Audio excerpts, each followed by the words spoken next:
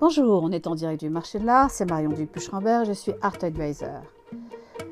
Dans l'épisode 6 précédent, j'évoquais qu'il était d'usage pour le marché de l'art de distinguer la notion de valeur d'une œuvre de son prix qui est lié quant à lui à des considérations subjectives relevant des faits de mode, de la rencontre de l'offre et la demande au moment de la transaction et surtout de la cote de l'artiste, facteur puissant de valorisation.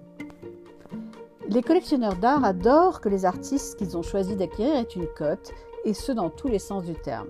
qu'ils soient appréciés du grand public, des amateurs d'art et d'autres collectionneurs certes, mais aussi du marché de l'art. Alors que signifie exactement avoir une cote pour un artiste ? L'origine du mot remonterait au Moyen-Âge et du latin quota, utilisé pour désigner entre autres le fait de valoriser un objet. Le dictionnaire Larousse mentionne que c'est une appréciation portée sur la réputation, la valeur de quelqu'un, son degré d'estime ou sa popularité, mais aussi une estimation de la valeur de quelque chose permettant un classement.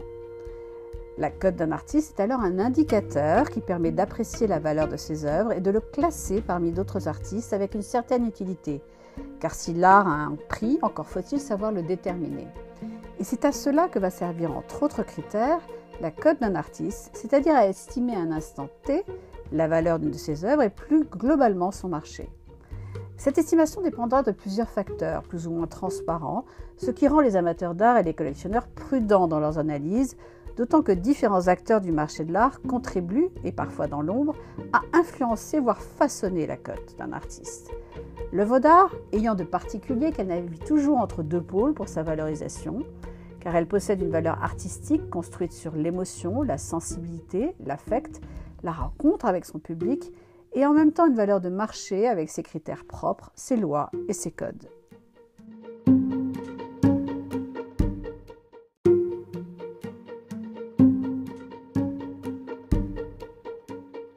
Comment Michel-Ange s'est-il élevé au rang du plus grand artiste de tous les temps ?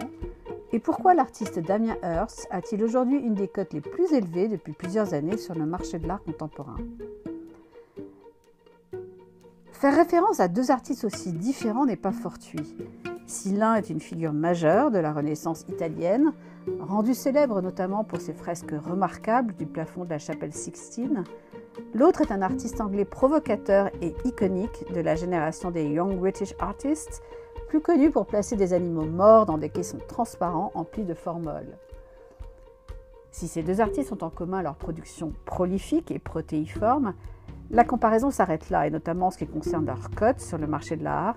même si au départ, l'un des critères majeurs pour leur détermination était présent, à savoir l'impact de leur vivant dans l'art de leur époque, sans que cela suffise néanmoins pour soutenir une cote dans la durée sur le marché de l'art. Comment est alors construite la cotation d'un artiste ? Rappelons ici que l'œuvre d'art que vous achetez directement de l'atelier de l'artiste ou dans sa galerie est ce qu'on appelle une œuvre de premier marché, tandis qu'une œuvre acquise en salle de vente est une œuvre de second marché. En général, la cotation d'un artiste est un processus long, puisque sa cote est obtenue par les résultats de vente connus, donc le plus souvent aux enchères publiques dans les salles de vente nationales ou internationales. Puis au fil du temps, ces œuvres circulant du fait des transactions visibles soutiennent la cote de l'artiste en constituant un indice fiable pour évaluer sa valeur. La cote est un élément complexe dans le sens qu'elle est composée de plusieurs variables qui vont la façonner. Dans un monde idéal, le prix d'une œuvre devrait exclusivement refléter sa valeur artistique. Mais dans la réalité du marché de l'art, l'importance de l'artiste au sein de l'histoire de l'art et sa contribution à l'enrichissement du patrimoine culturel influent largement sur la construction de sa cote.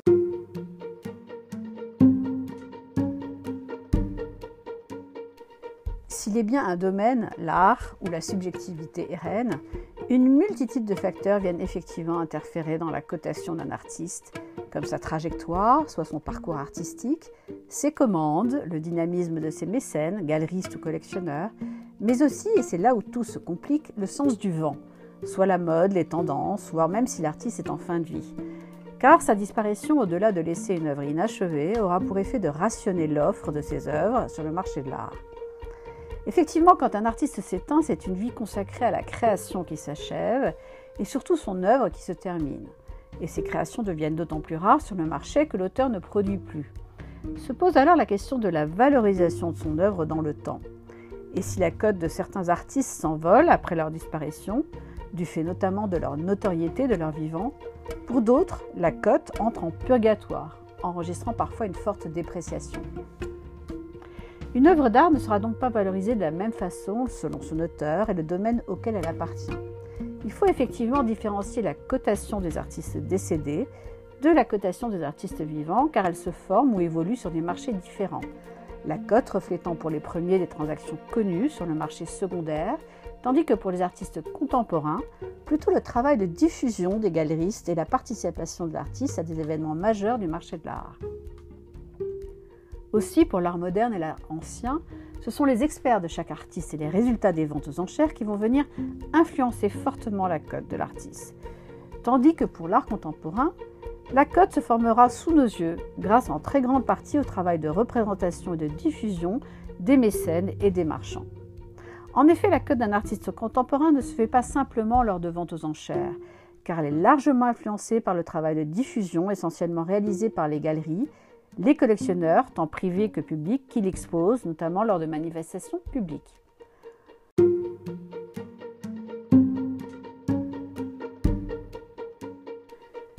L'apparition de nouveaux acquéreurs avec un pouvoir d'achat croissant du fait de la mondialisation peut aussi venir générer des mouvements de cote à la hausse en faveur souvent d'artistes locaux, comme on a pu le constater lors de l'explosion de la cote des artistes chinois depuis une quinzaine d'années. Pour les artistes contemporains qui ont déjà beaucoup produit et vendu sur les deux marchés, primaire et secondaire,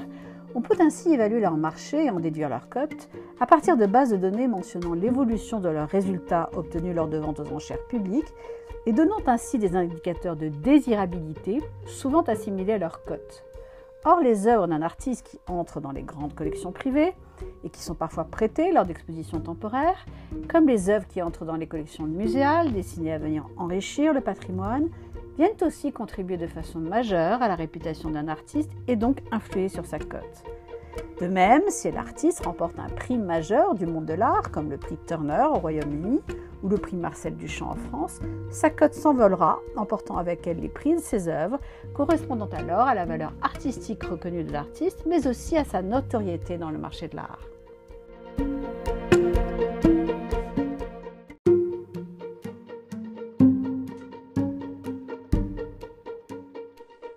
Quels facteurs sont alors à privilégier pour évaluer la cote d'un artiste ? Tout d'abord, sa notoriété artistique, qui se mesure notamment en fonction de son importance dans l'histoire de l'art ou son degré d'innovation, de la reconnaissance de son travail par les experts, les collectionneurs, les galeries et diverses institutions, et par la vente de ses œuvres dans de grandes maisons de vente aux enchères. Mais aussi des critères biographiques comme la formation de l'artiste ou son origine géographique, car venant impacter directement le périmètre dans lequel s'étendent les transactions, à savoir un marché local, régional, national ou international. Son parcours, soit les expositions significatives personnelles ou collectives auxquelles il ou elle a participé, les commandes qu'il ou elle a reçues et d'une façon plus générale toutes les manifestations où il y a eu une sélection, un commissaire d'exposition ou un jury de professionnels. Comme la participation aussi à des foires internationales d'art significatives comme la FIAC, Art Basel, Paris Art Fair, la Frieze, l'Armory Show ou la TEFAF. Celles-ci étant des marqueurs essentiels de la cotation d'un artiste pour la simple raison que les foires représentent aujourd'hui environ 45% des ventes des œuvres d'art. Ou bien encore les acquisitions institutionnelles pour des musées où certains artistes font le choix de trouver des débouchés, et aussi le nombre et la renommée des galeries qui représentent l'artiste en France et à l'étranger.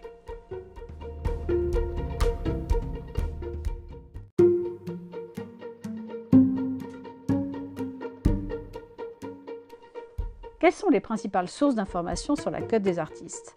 L'accès à l'information en ligne concernant les transactions en vente aux enchères donne un élément de perception de la valeur d'un artiste en fonction de ses marchés plus ou moins localisés et des techniques artistiques qu'il utilise. Les bases de données en ligne les plus consultées sont les plateformes numériques comme ArtPrice, Glouin Art Sale Index, Mutual Art, Artfacts, Artnet, Artsy ou Arttactic, qui recensent les passages des œuvres d'art en vente aux enchères sur le plan mondial et dont l'accès aux résultats est payant. Les sites de maisons de vente aux enchères sont accessibles à tous, également avec un moteur de recherche, et fournissent leurs résultats gratuitement. On peut aussi consulter le fameux Bénézit, soit la Bible des historiens de l'art, édité en 1911, qui décrit toutes les caractéristiques historiques, artistiques, bibliographiques de 170 000 artistes de l'Antiquité à nos jours, comme aussi les monographies, les catalogues raisonnés et les sites internet des artistes comptés.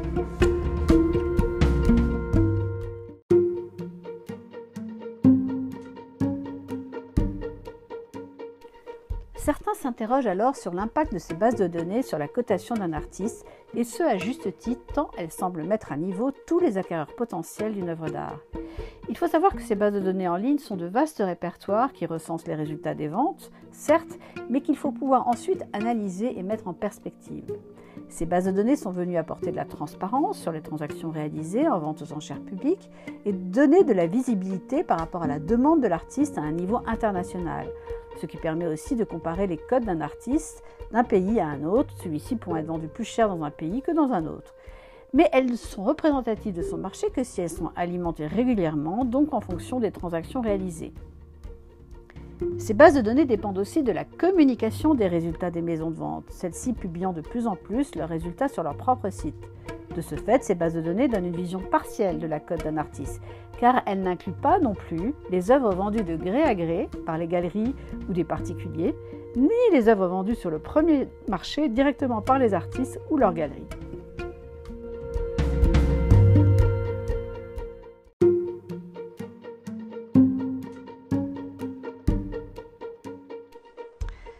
Voici pour une fois non pas une mise en pratique, mais des informations clés à retenir pour aller encore plus loin dans la compréhension de la cotation d'un artiste.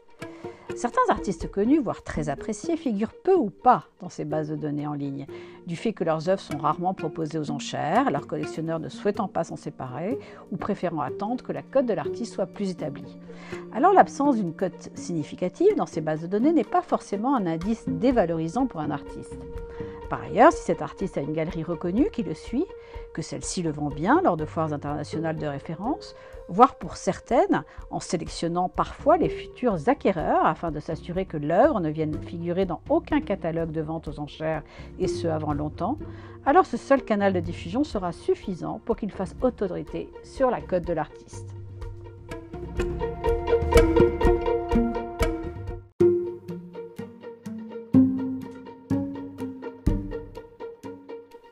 Peut-on alors fabriquer une cote ? C'est un vrai sujet tabou parfois sur le marché de l'art, dont chaque acteur est conscient car la cote d'un artiste est effectivement soumise aux effets de mode, aux médias et au marketing, et que surtout elle est un indicateur qui fait autorité. Certains artistes peuvent apparaître surcotés du fait de ventes-achats continues aux enchères par des collectionneurs aguerris à ce genre de spéculation qui souhaitent soutenir leur cote.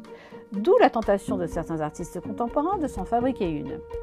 Il y a effectivement des pratiques reconnues et d'autres qui sont éthiquement plus discutables pour fabriquer une cote. On a vu ainsi des professionnels racheter toute une série de tableaux à un artiste en une seule fois pour ainsi rationner l'offre et construire une cote artificielle sur le second marché, l'œuvre étant rarement proposée. En revanche, lorsqu'un artiste est pris en charge par des professionnels de l'art, galeries, agents,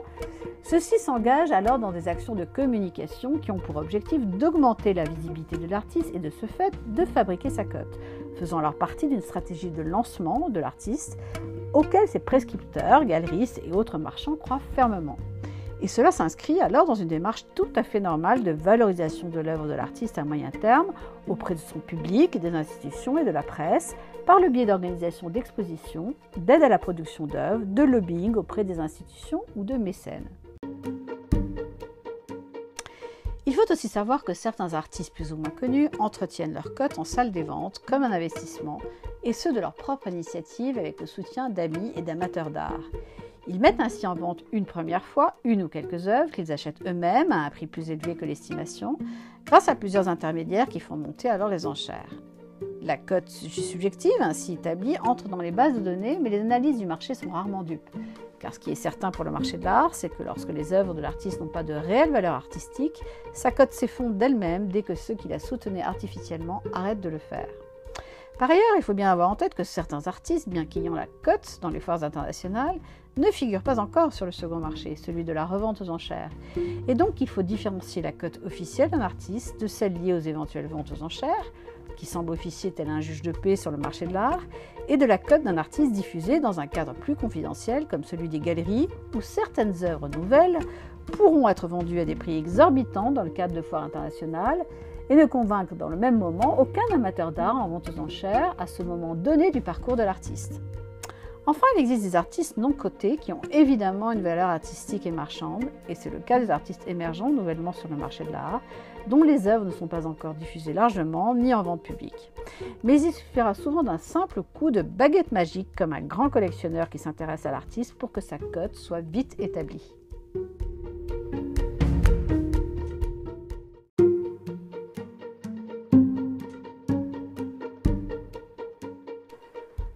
Vous l'avez compris, la cote d'un artiste est souvent considérée comme le reflet de la valeur d'une œuvre obtenue en vente aux enchères publiques et de fait, cette cote est fluctuante car dépendant de l'économie globale comme du parcours de l'artiste. Par ailleurs, pour être crédible, la cotation doit être pérenne sur plusieurs années et vérifiable. Aujourd'hui, il semblerait que c'est grâce aux bases de données, l'analyse de la valeur d'un artiste est accessible à tous et sa cote transparente. Il est vrai que grâce au déploiement du big data, le marché de l'art n'hésite plus à utiliser des formules mathématiques, le traitement de données par l'intelligence artificielle, voire des algorithmes, en vue de déterminer les facteurs influençant la cotation d'un artiste, avec un espoir que cette nouvelle grammaire de nombres vienne automatiser les estimations et se passer à terme des experts et autres sachants. Utiliser les mathématiques pour savoir quels artistes et plus encore quelles œuvres de cet artiste acheter ne semble plus une utopie, comme cela se pratique déjà pour spéculer sur toutes sortes d'actifs financiers. Mais cela impliquerait à terme de supprimer le facteur humain de l'équation de la décision, et donc les tiers de confiance qui valident l'authenticité et la provenance de l'œuvre, comme les autres informations nécessaires que compilent ces bases de données. Les anglo-saxons ont un mot pour dire leurs sentiments à ce sujet, nonsense, car ce modèle serait tellement spéculatif à terme qu'il fragiliserait la carrière d'un artiste et donc sa cote et la boucle serait bouclée. Que l'on souhaite assister un amateur d'art ou un collectionneur pour fixer son prix maximum lors d'enchères est une chose, mais les mathématiques ne remplaceront jamais l'intuition humaine qui participe définitivement à la découverte à chaque époque de l'histoire de l'art de tous les talents. Voilà, c'était en direct du marché de l'art, la cote des artistes, une histoire de marché. Restez à l'écoute pour un prochain épisode et comme nos amis anglo-saxons aiment à le dire, stay tuned.